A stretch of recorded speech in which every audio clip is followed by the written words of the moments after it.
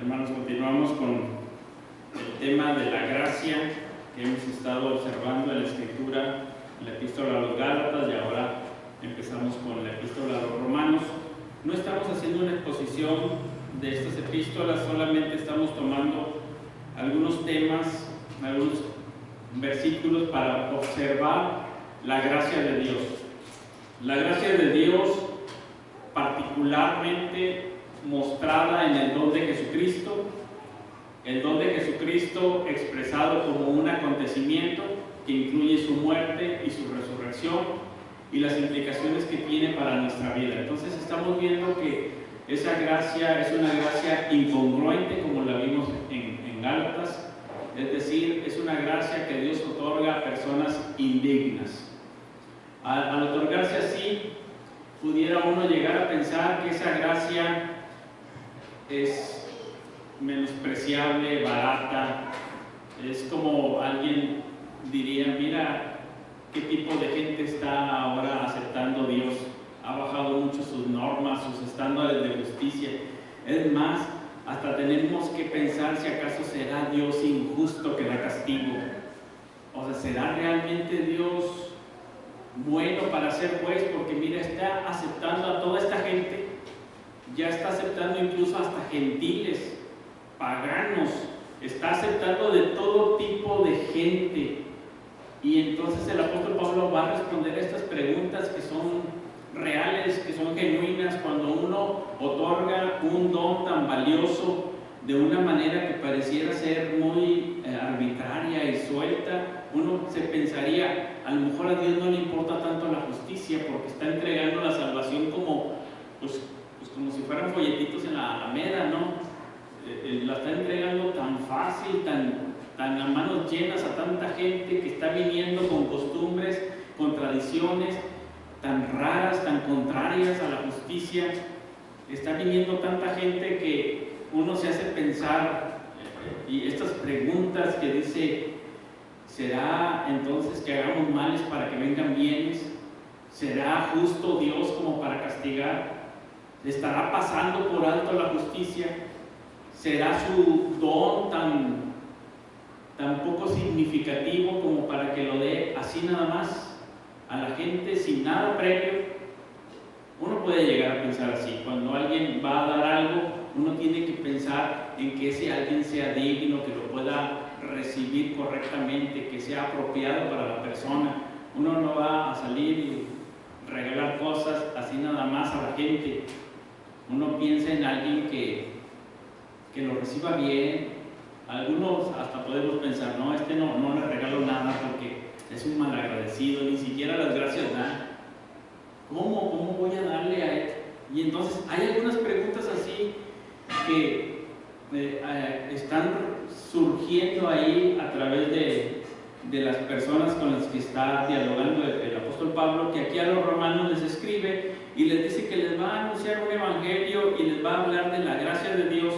Desde el inicio en Romanos, en el capítulo 1, versículo 1, empieza muy pronto a saludarlos como siervo de Jesucristo y como llamado a ser apóstol de los gentiles, apartado para el evangelio de Dios. Y dice que este evangelio es el que él había prometido antes por sus profetas en las Santas Escrituras acerca de su Hijo, nuestro Señor Jesucristo, que era del linaje de David según la carne. Aquí va a poner otra vez esta división que se hace entre judíos y gentiles, y quiénes son los realmente preparados para recibir el don de Dios, la gracia de Dios en el don de Jesucristo. Y dice que este es declarado Hijo de Dios con poder, según el Espíritu de Santidad, por la resurrección de entre los muertos. Aquí está el don de Dios específico, mostrado en Jesucristo como un acontecimiento de muerte y resurrección. Y dice que por él recibimos la gracia y el apostolado. Aquí está la gracia. Y al final, capítulo 15, van a ver que les vuelve a hablar de la gracia. Entonces, en medio de ese marco de gracia es que viene toda la explicación de Romanos. Fíjense cómo dice en el 15:7: Por tanto, recibíos los unos a los otros como también Cristo nos recibió para gloria de Dios. Pues os digo que Cristo Jesús vino a ser siervo de la circuncisión para mostrar la verdad de Dios, para confirmar las promesas hechas a los padres y para que los gentiles glorifiquen a Dios por su misericordia. Fíjense nada más, desde el inicio ya está englobando todo esto y diciendo que Dios va a encontrar de entre los gentiles su pueblo que va a recibir misericordia, y esos gentiles van a glorificar a Dios por su misericordia, como está escrito: por tanto yo te confesaré entre los gentiles y cantaré a tu nombre. Y otra vez dice: alegraos gentiles con su pueblo. Y otra vez: alabad al Señor todos los gentiles y magnificadle todos los pueblos. Y otra vez dice Isaías: estará a la raíz de Isaí y el que se levantará a regir los gentiles. Los gentiles esperarán en él. Y el Dios de esperanza los va a llenar de gozo, de paz en el creer, y les va a decir que todo lo llenó con el Evangelio, porque dice que él fue hecho apóstol a los gentiles. Dice: les he escrito en parte con atrevimiento, como para haceros recordar por la gracia de Dios que me es dada, para ser ministro de Jesucristo a los gentiles, ministrando el Evangelio de Dios para que los gentiles les sean ofrenda agradable, santificada por el Espíritu Santo. Tengo de qué gloriarme, porque llené toda la tierra de los gentiles con el Evangelio de Cristo, para la obediencia de los gentiles, con la palabra y con las obras, con potencia de señales y prodigios en el Espíritu Santo, en el Espíritu de Dios, de manera que dice: desde Jerusalén hasta Ilírico, todo lo he llenado del Evangelio de Cristo. Este es el Evangelio que les va a proclamar, un Evangelio donde dice que se esfuerza en predicarlos, en donde Cristo no había sido nombrado, a quienes nunca les fue anunciado acerca de él verán, y los que nunca aún han oído de él entenderán. Gentiles, gentiles por todas partes, que están viniendo no como judaizados, sino como gentiles convertidos por el Evangelio de Cristo. Así que les va a decir en el capítulo 1, este Evangelio que yo les predico es un Evangelio poderoso. No me avergüenzo del Evangelio, porque es poder de Dios para salvación. Es un poder tan grande que hace que el corazón de los gentiles sea transformado y ahora sean su pueblo. Que esos corazones de los gentiles que no habían oído de él, que no tenían un trasfondo moral como el de los judíos, que eran perversos, que estaban en una situación perdida, el Evangelio es poder de Dios para salvación. Así como estaban de gentiles, y uno puede decir: bueno, es que eso parece ser como muy impersonal, como cuando Dios hace llover sobre justos e injustos, y uno pensaría: pues no, como que nada más tiró la lluvia de gracia y ya mojó a toda la gente, ¿verdad? Como si fuera impersonal. Pero en el capítulo 5 va a decir y va a insistir en demostrar que es un amor personal de Dios. Y dice: uno no va a morir o entregar su vida por alguien malvado. Dice: pero Dios muestra su amor para con nosotros así como de una manera personal. No dice que es como arbitrario, como si lo aventara a la multitud a ver a quién le cae, sino dice que personalmente te amó, a ti y a mí. Dice que fue algo personal y se entregó por nosotros. Más Dios muestra su amor para con nosotros en que, siendo aún pecadores, Cristo murió por nosotros, y lo hace personal, como una manifestación de amor y no como un lanzamiento de gracia al azar, impersonal y a ver a quién le cae, sino más bien personal, que lo nombra con esta palabra: amor. Vamos a ver qué es lo que dice ahí en Romanos. Y la primera parte vamos a poder a ver el pecado del hombre y el poder creativo de Dios. El pecado del hombre queda palpable desde el inicio, porque dice que este evangelio se revela la justicia de Dios, pero que es por fe. Y la frase que toma es del profeta Habacuc: mas el justo por la fe vivirá. Entonces dice que las personas van a responder con fe, y esa fe es como que la recepción de esta justicia. Pero vamos a ver dónde está esa fe: en los judíos o en los griegos, en los gentiles. ¿Dónde está esa fe? Y el capítulo del 1, 17 hasta el 3, hasta el final del 3, digamos, pero sobre todo el 3, 10 al 18, va a acabar decepcionante por el pecado del hombre, en un fracaso total, tanto de judíos como de gentiles, diciendo que no hay ni siquiera uno. Eso va a ser lo más decepcionante, porque decimos: el justo por la fe vivirá, y no hay ninguno, ni judíos ni gentiles. Empieza diciendo: porque la ira de Dios se revela desde el cielo contra toda impiedad e injusticia de los hombres que detienen con injusticia la verdad. Muchos piensan que esto está hablando de los gentiles y describe al pueblo gentil, a las naciones gentiles no judías, y dice que ellos de alguna manera conocen a Dios no por las escrituras, porque no las tienen, sino por la naturaleza, y que reconociendo el poder y la deidad de Dios en la naturaleza, ellos no le adoran, sino que más bien le dan la espalda, no le dan gracias, no le glorifican, sino que se envanecen en sus razonamientos, su necio corazón es entenebrecido, profesan ser sabios y se hacen necios, cambian la gloria de Dios incorruptible por ídolos, por imágenes de animales, de aves, de cuadrúpedos, de reptiles. Y dice que Dios los entregó a que llevaran esa vida, como que los dejó a que ellos fueran por ese camino. Dice: los entregó a la inmundicia, a que siguieran los caminos de su mente reprobada o retorcida, a que siguieran caminos perversos. Se entregaron ahí, se los entregó a pasiones vergonzosas, y habla de su extravío, de que en ese mismo extravío ellos recibieron el pago a su forma de pensar. En sus propios pecados llevaron la penitencia, en el hoyo que cavaron, ahí cayeron, en el mal que hicieron se les volvió, hoy diríamos el karma, ¿verdad? Pero no es eso, ¿verdad? Pero finalmente siguieron sus caminos y le fue mal.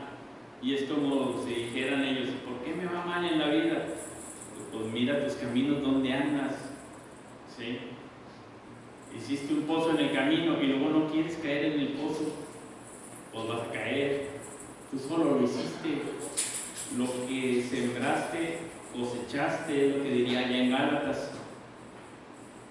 Uno no puede sembrar algo y esperar que se coseche otra cosa. Yo no puedo sembrar injusticias y maldad en la gente y luego querer cosechar amor y bondad. No es así.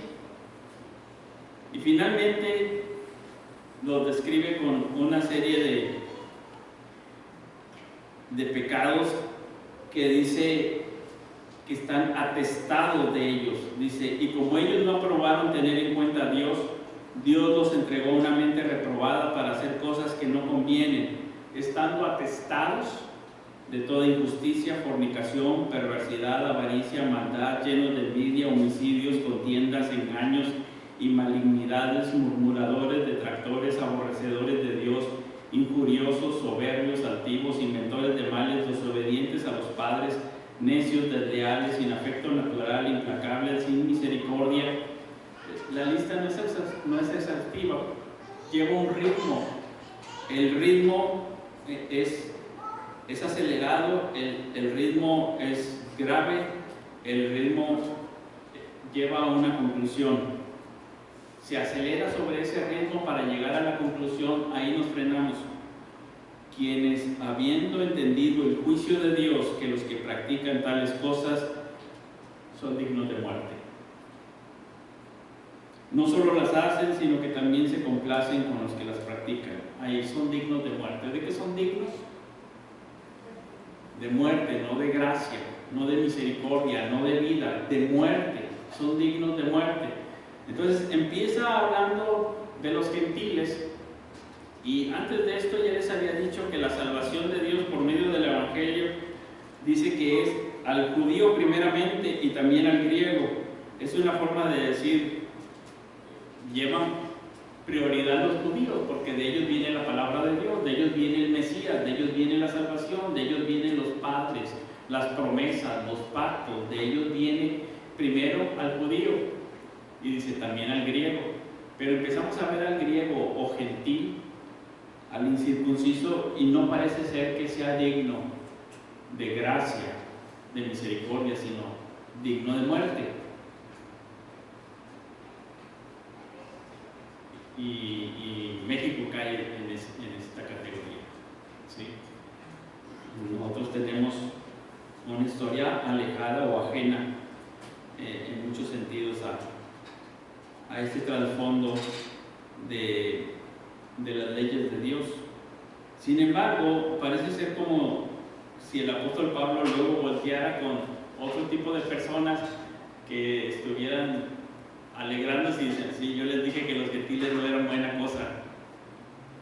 Ya ves, yo les dije que no, y que se voltea el apóstol Pablo y le dice, tampoco tú que juzgas a otros, porque eres inexcusable, tú también haces lo mismo, nada más que disfrazado, pero estás haciendo lo mismo allí en tu corazón, disfrazadamente, pero estás haciendo lo mismo. Y le dice, eres inexcusable quien quiera que seas tú que juzgas, pues en lo que juzgas a otro te condenas a ti mismo, porque tú que juzgas haces lo mismo.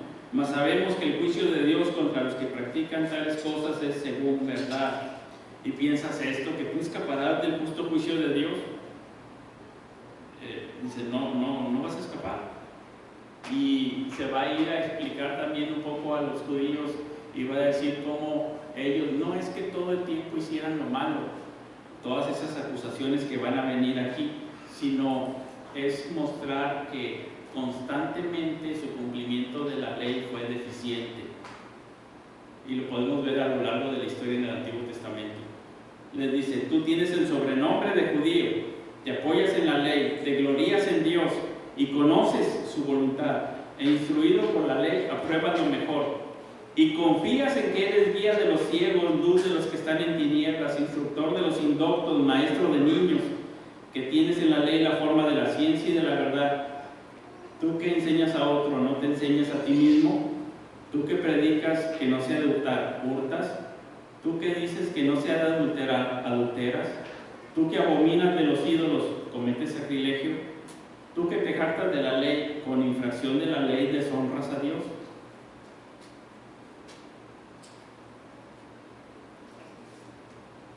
A veces es más sencillo ver los pecados en las personas que en uno mismo, ¿verdad?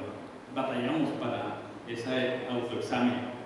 Es más fácil ver, sí podemos llegar a cierto nivel de reconocer, es que no soy perfecto, hasta ahí quedamos. No, es que no soy perfecto, pero mira, aquel debiera de vivir de otra manera, aquel no debiera de hacer esto, aquel no debiera de decir esto. Es más, aquel no me llama, no me importa si yo no le llamo, pero él es el que no me llama.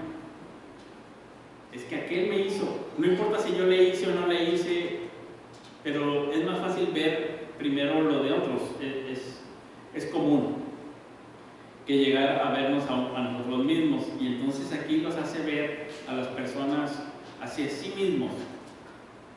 ¿Sí? Uno puede ampliarlo en cualquier relación que tenga, en la familia, aquel, en la iglesia, no es que ahí, aquel, esto, aquello, todo está mal menos yo, ¿verdad? Me puedo ir a otra parte, en el trabajo, siempre hay alguien. El problema nunca soy yo, eso lo sé. Puedo decir hasta cierto grado, no soy perfecto, pero el problema no soy yo. ¿Sí? El problema en este mundo jamás he sido yo.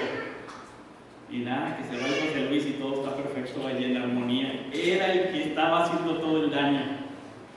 Así pregunté en una ocasión en el New York Times que escribieran algún ensayo sobre qué es lo que está mal en el mundo. Y Chesterton les mandó una carta y decía: lo que está en el mal en el mundo soy yo. Gracias. Ya se lo mandó. Soy yo lo que está mal en este mundo. Es muy difícil llegar a esa conclusión. Y aquí este hombre está en cierto sentido sintiéndose moral, porque uno puede leer la lista anterior y decir: el Evangelio es para ese tipo de gente que realmente lo necesita. Están atestados de todas estas injusticias y perversiones, pero yo estoy bien. No soy perfecto, hasta ahí llego, pero no he matado a nadie, no ando de lujurioso tampoco, no ando robando, no, yo no soy así murmurador, chismoso, detractor, aborrecedor, homicida, contencioso, engañador. Yo no soy un estafador, yo no soy corrupto. ¿Qué es lo que está mal en el país?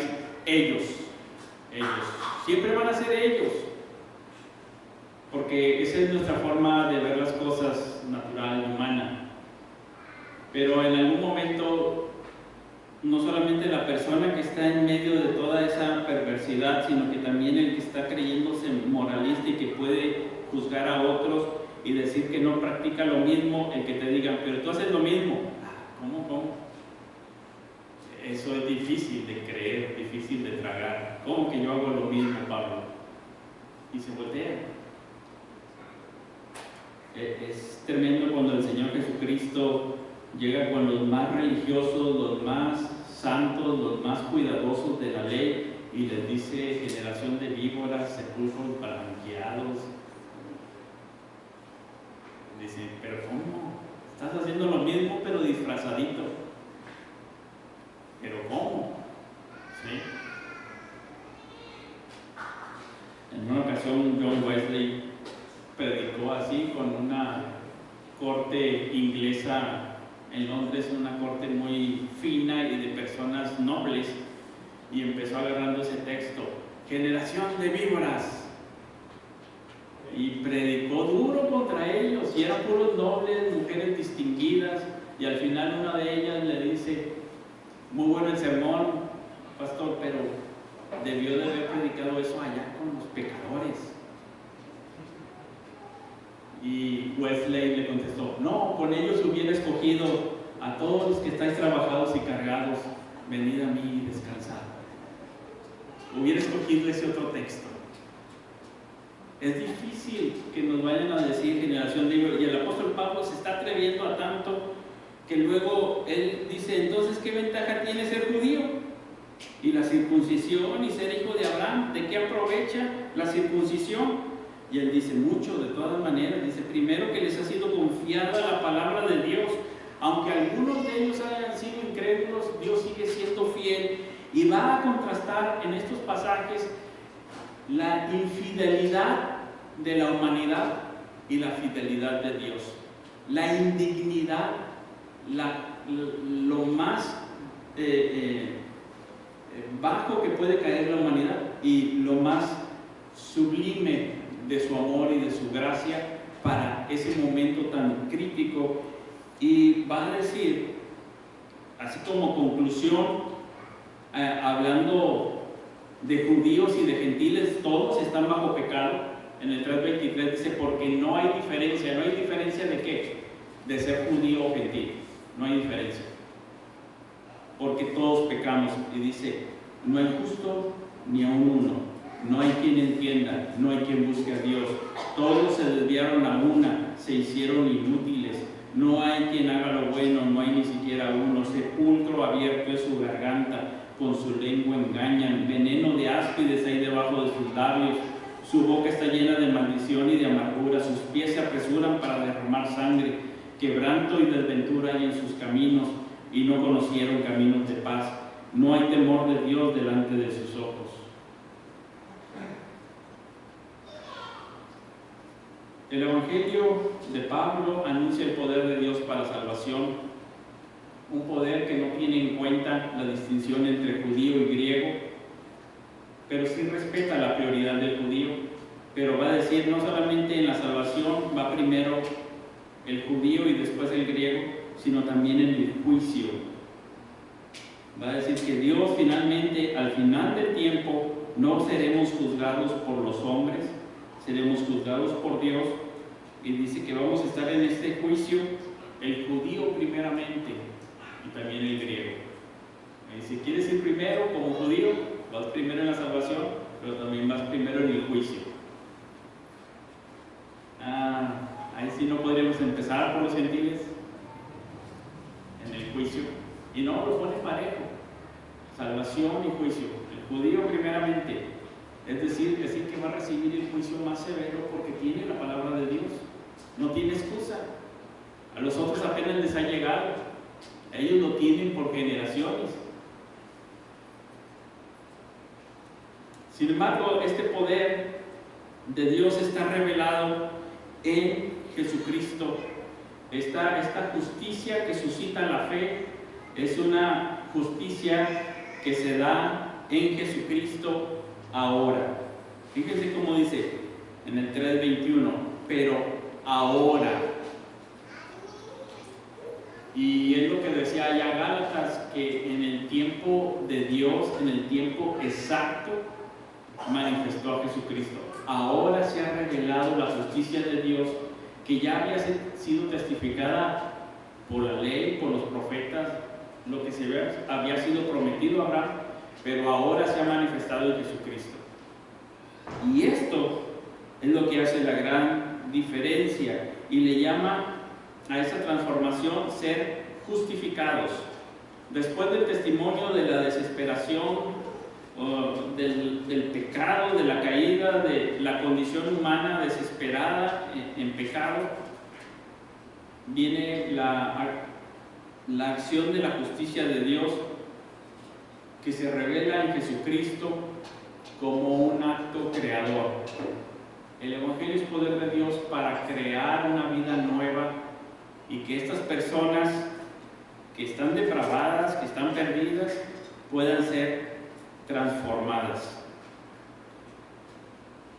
Y por eso en el 2, voy a leer en el 2:6. El cual pagará a cada uno conforme a sus obras. Y luego dice que vida eterna a los que perseverando en bien hacer buscan gloria y honra e inmortalidad, pero ira y enojo a los que son contenciosos y no obedecen a la verdad, sino que obedecen a la injusticia. Tribulación y angustia sobre todo ser humano que hace lo malo, el judío primeramente y también el griego. Entonces, primero dice que todos están perdidos y que van a tener tribulación y angustia si hacen lo malo, pero deja abierto aquí que hay unos que obedecen a la verdad y que van a tener gloria, honra e inmortalidad. Dice gloria y honra y paz a todo el que hace lo bueno, al judío primeramente y también al griego, porque no hay excepción de personas para con Dios. Y dice que aunque tanto judíos como gentiles están perdidos, hay algo maravilloso que él ha visto a través de predicar el Evangelio en toda Asia y en Macedonia y en Grecia. Él dice, lo he llenado con el Evangelio y yo lo he visto que hay personas que hacen lo bueno y obedecen al Evangelio.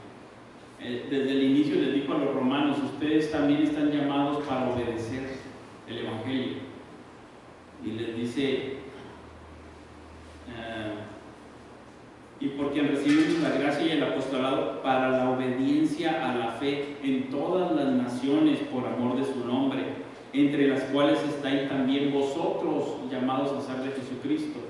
Y dice que no importa si son judíos o gentiles, Pero hay personas que están siendo transformadas por este Evangelio, que habiendo tenido una conciencia cauterizada, habiendo tenido una conducta pervertida, ahora obedecen a la verdad. Ahora Dios les está enseñando y dice, entonces, si alguien es circuncidado, pero eso no desemboca en obedecer a la fe, obedecer al Evangelio, entonces es como si hubiera sido incircunciso, es como si fuera gentil. Y si un gentil no circuncidado obedece al Evangelio, pues es como si hubiera sido circuncidado, y entonces va a decir que hay una circuncisión que se opera por el Espíritu Santo en el corazón, ahí en el corazón, no externamente. Y entonces dice, hay algunos judíos que tienen el corazón circuncidado, y esos son verdaderos judíos, y hay unos gentiles que son circuncidados por el Espíritu Santo, su corazón es transformado y entonces obedecen al Evangelio. Esos son judíos de corazón, ¿verdad? Y más adelante lo va a poner con el ejemplo de Abraham en el capítulo 4, nuestro padre Abraham. Voy a decir, ¿quiénes son los hijos de Abraham? ¿Quiénes son los verdaderos hijos de Abraham? Lo vamos a ver ahorita. Pero hay una transformación que es real.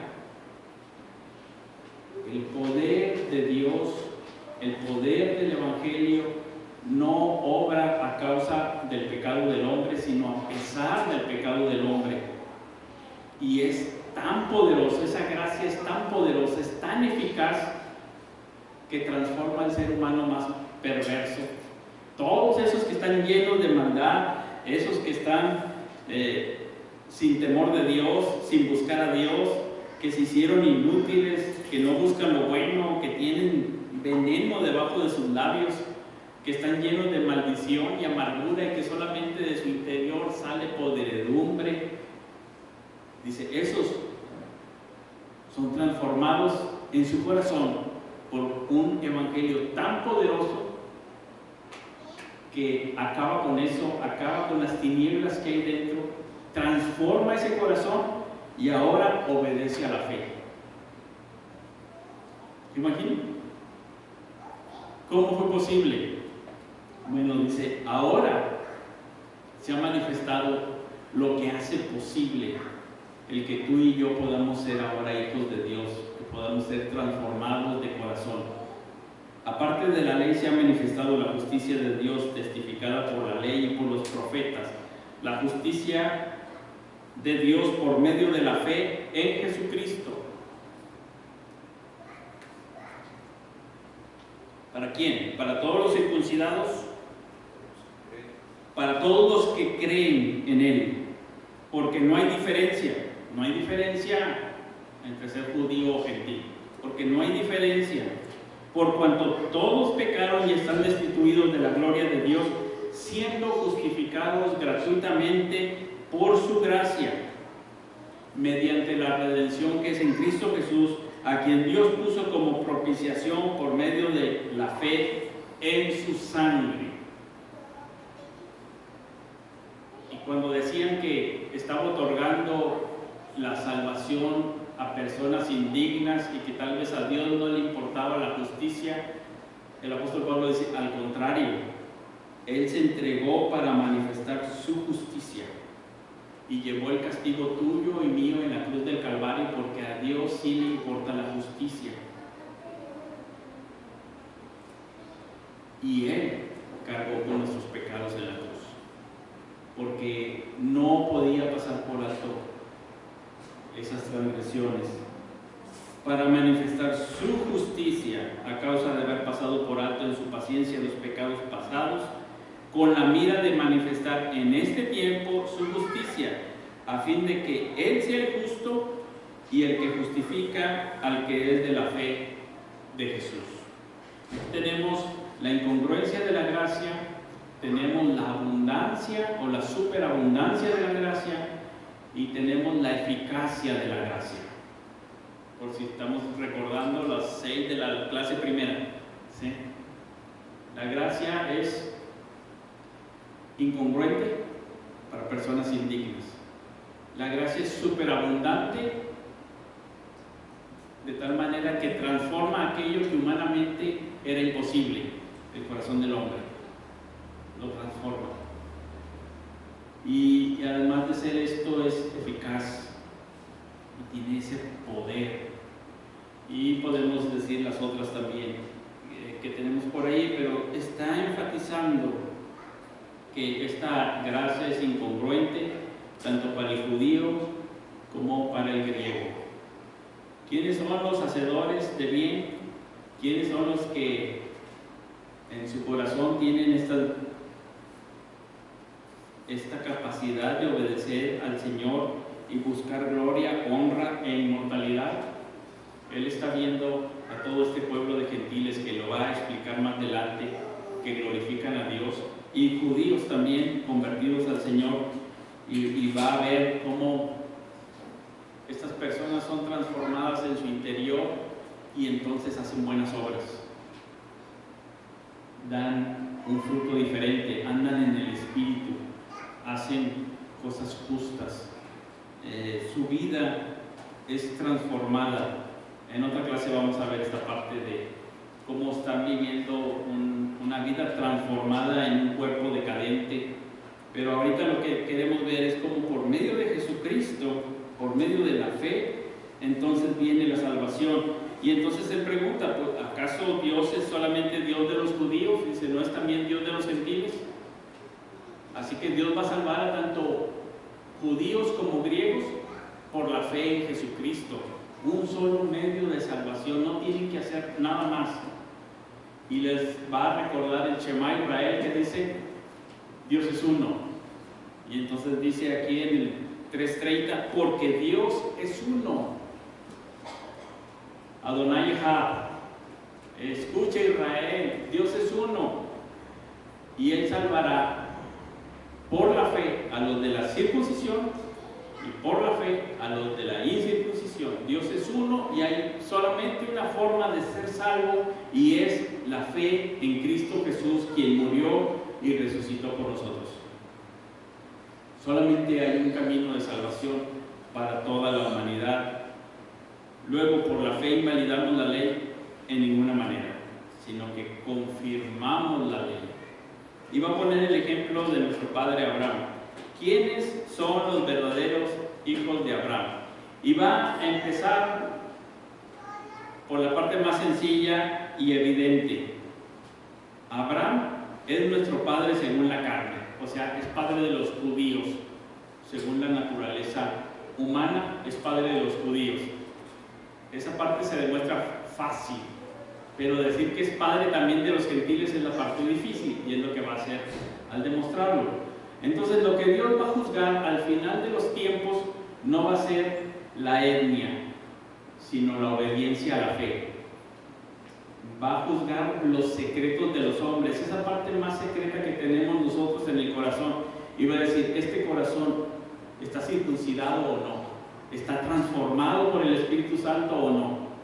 ¿Es salvo o no es salvo? Ahí en el corazón. No va a juzgar la etnia. Eso es algo exterior.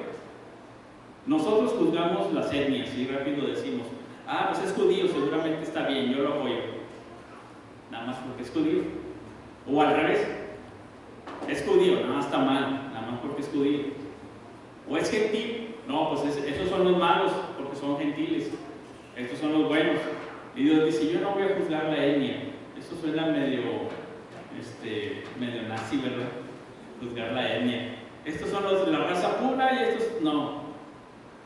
Dice, no los voy a juzgar por su etnia. No voy a decir nada más, oye, es que este presidente o primer ministro que tiene es judío, debe hacerlo bueno. Nosotros tenemos una presidenta judía, seguramente está bien, yo la apoyo. Y dice, no, ¿cómo es su corazón? ¿Cree? ¿Ha sido circuncidado su corazón? ¿Ha sido transformado? Es decir, ahora obra en el temor del Señor, obra justicia. Si sí obra justicia ahí en el corazón, no me importa si es judío o no judío. Dios no va al final del tiempo a juzgar según su etnia. Y dice, esto lo ha venido haciendo todo el tiempo. Lo vamos a ver cuando lleguemos a Hebreos, a Romanos 9 al 11. Dice, Dios lo ha venido haciendo todo el tiempo, dentro del mismo pueblo de Israel, distinguiendo a circuncidados y a incircuncisos de corazón. Desde el pueblo de Israel ha distinguido a Jacob de Esaú y a Isaac de Ismael, y ha hecho muchas elecciones desde aquellos tiempos. Así que no hay ninguna diferencia ahí. Jeremías capítulo 31 es donde dice que Él va a hacer un nuevo pacto y dice que va a escribir la ley en el corazón de los hombres por el Espíritu Santo. Dice, ese va a ser el nuevo pacto. Este es el evangelio que les predico, y por eso el apóstol Pablo predica a los gentiles, porque ese es su ministerio, y por eso quiere ir con los romanos, porque les está diciendo, este evangelio es para nosotros también, para los gentiles. Él metiéndose en su papel de apóstol a los gentiles, no es solamente para los judíos. Esta inscripción de la ley en los corazones gentiles no es un fenómeno natural, es algo obrado por el Espíritu Santo. La parte humana es la predicación del evangelio, y aún ahí está metida la palabra de Dios y el Espíritu de Dios obrando en donde nosotros no sabemos ni vemos. Dios obra soberanamente. Ahí está también la parte de la gracia preexistente, previa, libre, soberana. Sin haber hecho nosotros bien o mal, Él obró desde antes, sin tener algo que diera algún mérito para que fuera base para recibir la gracia de Dios. Y es lo que va a decir con Abraham. Dice, nuestro padre Abraham, ¿qué es lo que encontró nuestro padre Abraham? ¿Cuál fue el hallazgo al que llegó?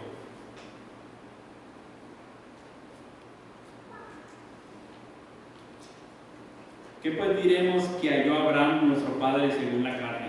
¿Qué es lo que halló? Es lo que está preguntando aquí. ¿Qué halló? Porque si Abraham fue justificado por las obras, tiene de qué gloriarse, pero no para con Dios. Porque ¿qué dice la Escritura? Que creyó Abraham a Dios y le fue contado por justicia. Ahí está.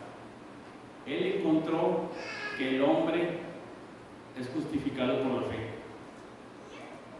sin mérito, sin obra, sin nada que él tenga que aportar.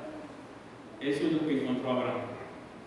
Y dice, y la circuncisión la recibió después de haber creído, como una señal. Primero creyó y después eso fue como una señal para sus descendientes. Eso es lo que halló Abraham, nuestro padre.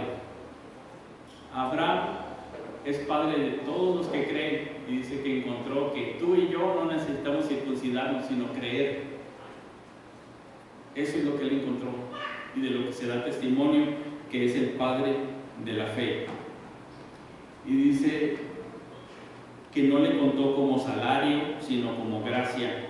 Dice, si fuera una obra, ya no sería gracia, sería como un salario que se le paga, pero no fue un salario, fue una gracia. Y también David habla de la bienaventuranza del hombre a quien Dios atribuye justicia sin obras. Bienaventurados aquellos cuyas iniquidades son perdonadas y cuyos pecados son cubiertos. Esta semana pasamos el Yom Kippur. Pasamos, yo no celebro, pero los judíos sí. Y es ese momento en que el sumo sacerdote entraba al lugar santísimo y ofrecía la sangre que cubría los pecados. Y Juan el Bautista dice, hay aquí el Cordero de Dios que no solamente cubre los pecados, sino que quita el pecado del mundo y se lo lleva de una vez y para siempre, nos dice Hebreos, de una vez y para siempre. El sacrificio perfecto por el sacerdote perfecto, y dice que no solamente lo presentó ahí, sino que atravesó los cielos y fue hasta el lugar santísimo a la diestra de la majestad en las alturas. Se sentó a la diestra del Padre, habiendo efectuado la purificación de nuestros pecados por medio de sí mismo. Ese es el Evangelio. La sangre de Cristo perdona todos mis pecados, aunque no sea judío. La sangre de Jesucristo perdona todos mis pecados, aunque yo me crea muy buena persona. La sangre de Jesucristo perdona todos mis pecados. Eso es gracia, sublime gracia que a un infeliz salvó, decía el himno. Bienaventurado solamente por fe. Y dice, después de todo esto, cómo le fue contado, si fue antes o después. Y dice, eso es muy importante, si fue justificado antes de ser circuncidado o después. Y aquí dice, fue antes. O sea, no era necesaria la circuncisión. Él fue justificado antes solamente con la fe. La fe sola en Jesucristo. Solo gracia, sola fe, solo Cristo. Ahí fue justificado. Y llegó a ser entonces Padre de todos los creyentes no circuncidados, a fin de que también a ellos la fe les sea contada por justicia. Y Padre de la circuncisión para los que no solamente son de la circuncisión, sino que también siguen las pisadas de la fe que tuvo nuestro padre Abraham antes de ser circuncidado. Entonces, ahí está, antes de ser circuncidado. Y dice que Dios llama las cosas que no son como si fuesen.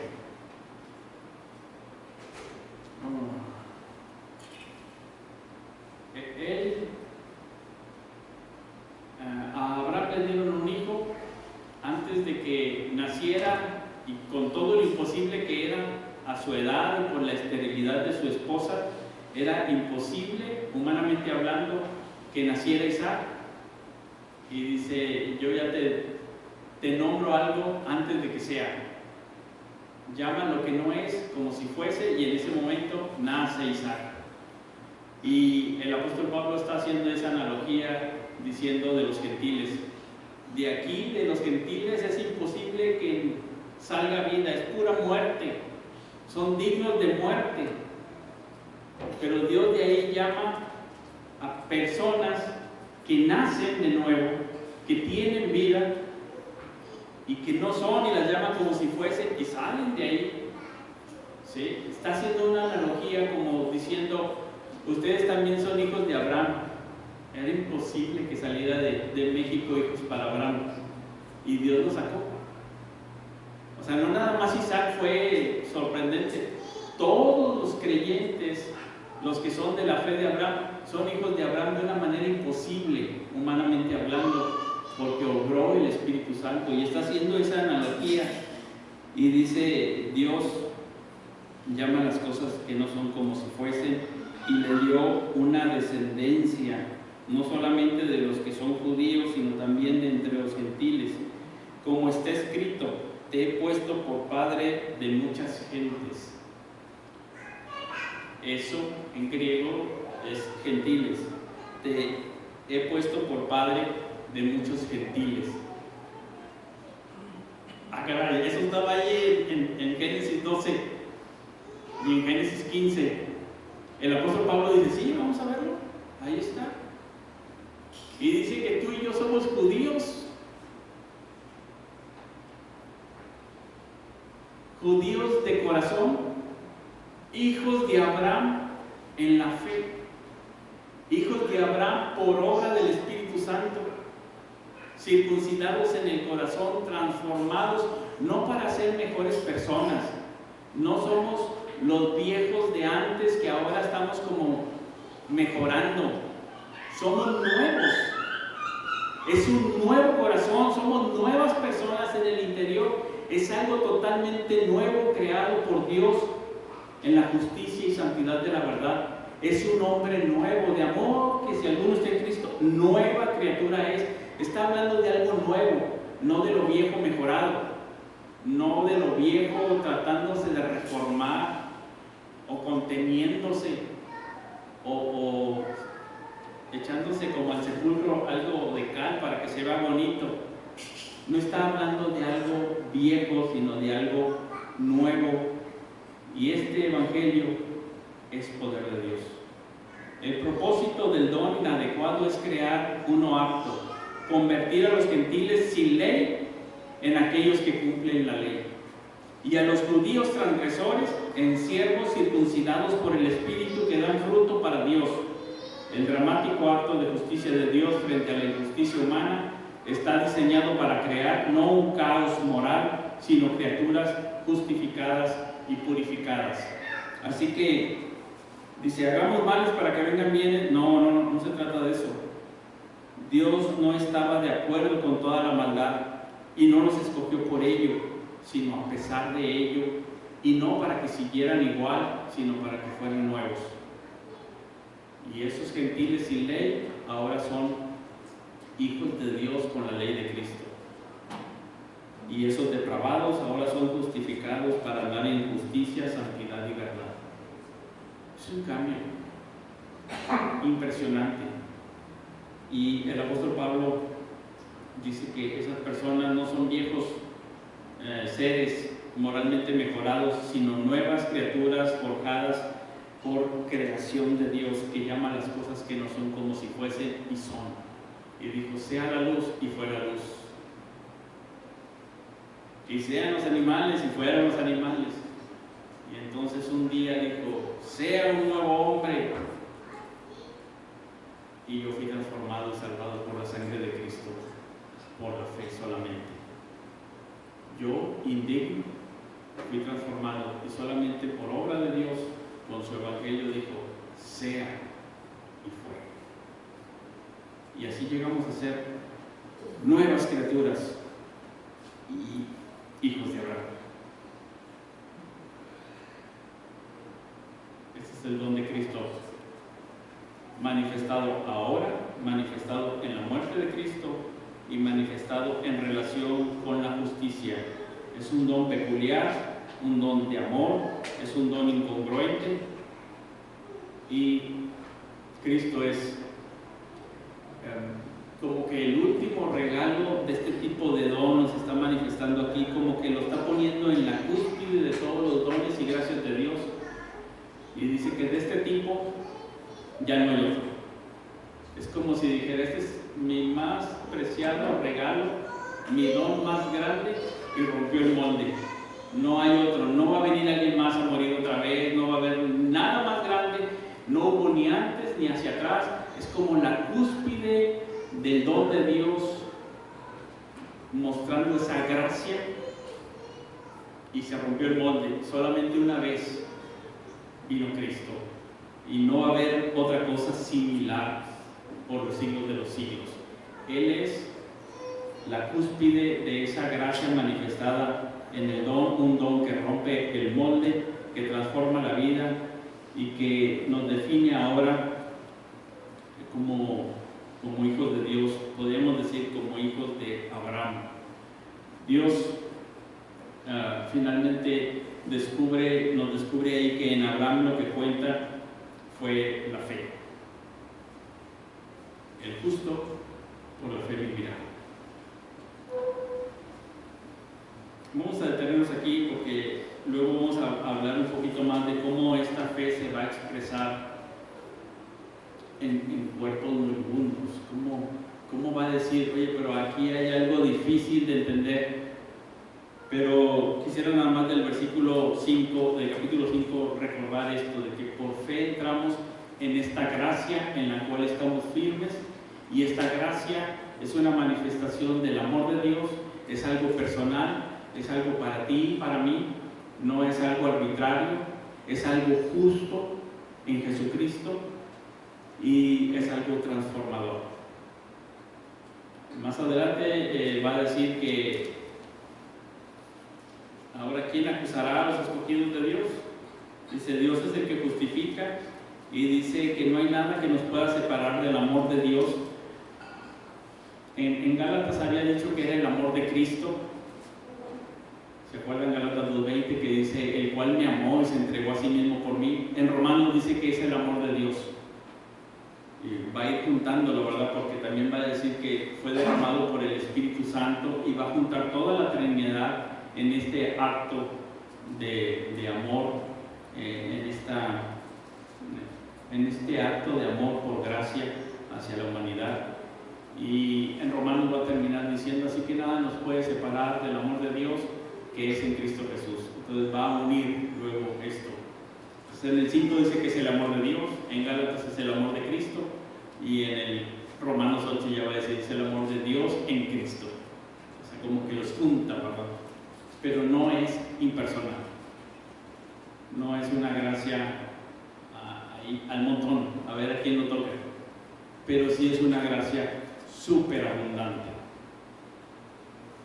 Es una gracia que tú y yo tenemos que responder de ella, tú y yo tenemos que responder delante de Dios, y al final del día nadie te va a juzgar sino Dios, el judío primeramente, pero también el griego. Vamos a estar solos delante de Dios. No va a haber nadie más que diga: no, Dios es buena persona, yo lo conozco. No va a estar mamá diciendo: este es un gran hijo, este es un gran hijo, que pase. No, dice que estaremos tú y yo solos delante de Dios, y no va a haber nadie más que nos justifique si no es la sangre de Cristo derramada en la cruz del Calvario para perdón de nuestros pecados. No habrá nada más, solamente la fe en Jesucristo. No importará ninguna otra cosa, ni etnias, ni tu ascendencia, ni tus tradiciones, ni cualquier otra cosa que pudiéramos imaginar, sino solamente la fe en Jesucristo. Y eso es lo que les va a compartir a los romanos. Pero primero el apóstol Pablo tiene que dejar en claro que su misión hacia los gentiles está en el plan de Dios. Su misión hacia los gentiles es posible y estaba en el plan de Dios desde Abraham, para que entonces le reciban como un apóstol a los gentiles, porque si no van a decir: tú no eres apóstol. Los verdaderos son allá, los que están en Jerusalén, que son apóstoles a los judíos.